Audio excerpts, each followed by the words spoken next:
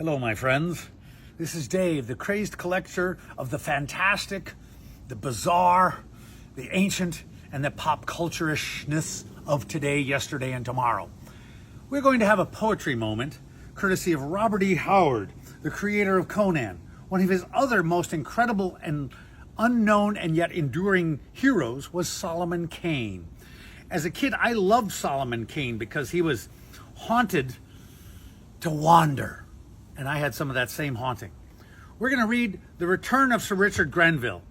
I really didn't know who Sir Richard Grenville was as a kid, and I still don't. But let me read the poem. The Return of Sir Richard Grenville. One slept beneath the branches dim, cloaked in the crawling mist. And Richard Grenville came to him and plucked him by the wrist. No night wind shook the forest deep, where the shadows of doom were spread. And Solomon Kane awoke from sleep and looked upon the dead. He spake in wonder, not in fear. How walks a man who died? Friend of old times, what do ye here, long fallen at my side? Rise up, Sir Richard said. The hounds of doom are free. The slayers come to take your head to hang on the juju tree. Swift feet press the jungle mud, where the shadows are grim and stark, and naked men who pant for blood are racing through the dark. And Solomon rose and bared his sword, and swift as tongue could tell, the dark spewed forth a painted horde like shadows out of hell. His pistols thundered in the night, and in its burst of flame he saw red eyes with hate alight, and on the figures came. His sword was like a cobra's strike, and death hummed in its tune. His arm was steel and knotted oak beneath the rising moon. But by him sang another sword, and a great form rose, roared and thrust, and dropped like leaves the screaming horde to writhe in bloody dust. Silent as death their charge had been, silent as night they fled, and in the trampled glade was seen only the torn dead. And Solomon turned with outstretched hand, then halted suddenly, for no man stood with naked brand beneath the moonlit tree. I actually read this for a speech class back in college. I was so enamored with it. It was a really good poem that had a lot of energy and a lot of action going on, and I could act it out, of course. Let me read you another one. Now, Solomon Kane was a wandering Puritan, and he wandered the world with a will, always being tugged by forces beyond his comprehension to try and right the wrongs and find justice for the underdog.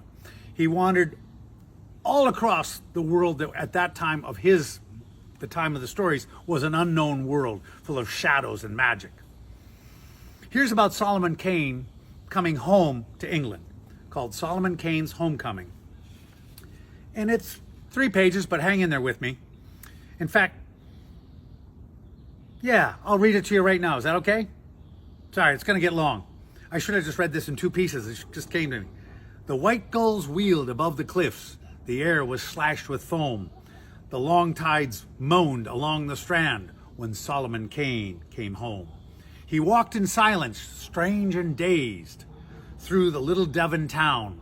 His gaze, like a ghost, came back to life, roamed up the streets and down.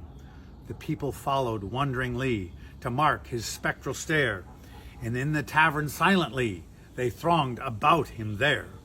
He heard as a man hears in a dream the worn old rafters creak, and Solomon lifted his drinking jack and spoke as a ghost might speak. There sat Richard Grenville once, in smoke and flame he passed, and we were 1 to 53, but we gave them blast for blast. From crimson dawn to crimson dawn, we held the dawns at bay.